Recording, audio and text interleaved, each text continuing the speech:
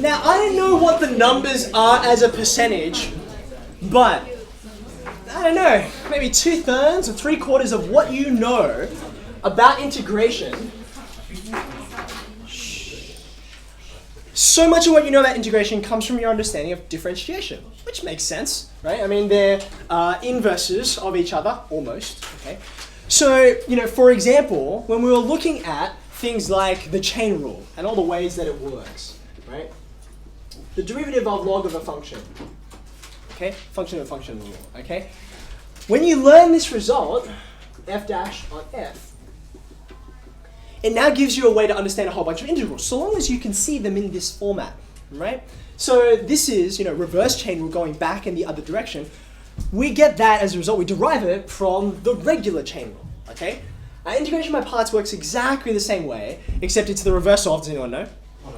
Product rule, which is kind of why it's by parts, because it's about different parts of it, just like a product is. I don't know why they don't call it reverse product rule. Well, I have a theory. I'll test it out on you as we go through the questions. Okay. So, being that it starts with product rule, let's write down what is product rule. Okay. So you have some product of functions, right? And we're going to call them u of x, v of x. I'm just going to leave out the of x because it's just shorter. Okay. But you guys know u and v, they're functions.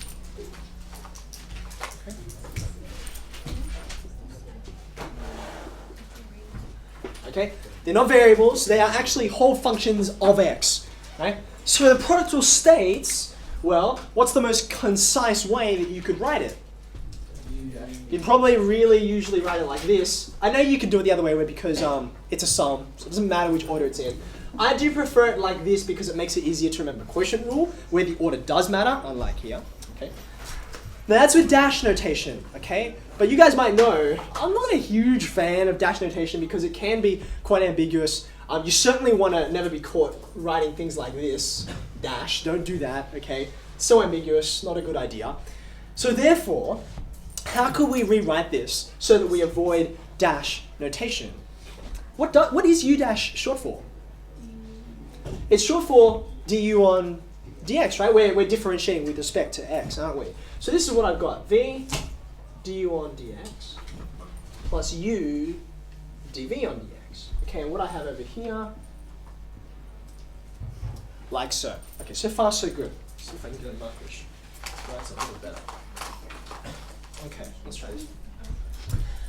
Now, I'm going to rearrange this a little bit, okay, in order to make the integration by parts part come out a little clearer, okay. Which one am I going to get on its own? I think I want this one on its own.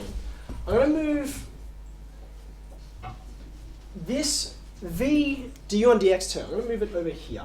V du on dx. Okay, that leaves me with 1/2 of the product rule on this side. Okay. Now, I want some kind of relationship, some kind of equation that makes a statement about integration. Everything here is derivatives, okay? So I'm going to take every single one of my terms and I'm going to integrate everything with respect to x. Is that okay? Integrate everything with respect to x? Now what do you expect this to turn into when you integrate it? It's the derivative of uv, you integrate it, you go back, right? Now, I know we're going to talk about constants of integration and that kind of thing. One of the things that sets apart integration by parts is that there are many different integrations that take place. The minimum is 2. Sometimes it's 3 or 4. Okay? So rather than call this uv plus c, some constant, and then have to add in another c and a different c and all those kinds of things, I'm just going to add in the constant of integration right at the very end when I'm finished. Okay? So in fact, in this form, which is going to be my formula, which you can put in nice big colors and put a box around it, I'm not even going to include the constants. Okay? Just when we do example questions. Now, we integrated that with respect to x, no problems. What happens here? I'm going to write it out in full form and then we can do a bit of cancelling. Okay? So integration with respect to x, stick your integral sign in. This is the do you remember what it's called? It's the integrand, the thing being integrated. And I'm going to integrate that with respect to x. Yes, there are 2 dx's there. You'll see why in a second. Okay. This I'll do the same thing. So I get this. Integral and with respect to to x. Okay? Now what's going on in here is the same kind of thing you're used to seeing when you have to integrate and there's some kind of substitution involved. Okay? So it's really, when there's a substitution, if you do it right, there's a change in the variable of integration. Is that okay? So this becomes this, uv minus dx is cancel, v du equals the integral of u dv. Now, this here, this is the result for integration by parts. It doesn't look like we've done anything fancy. It looks like we just rearranged a little bit, stuck some integral signs there.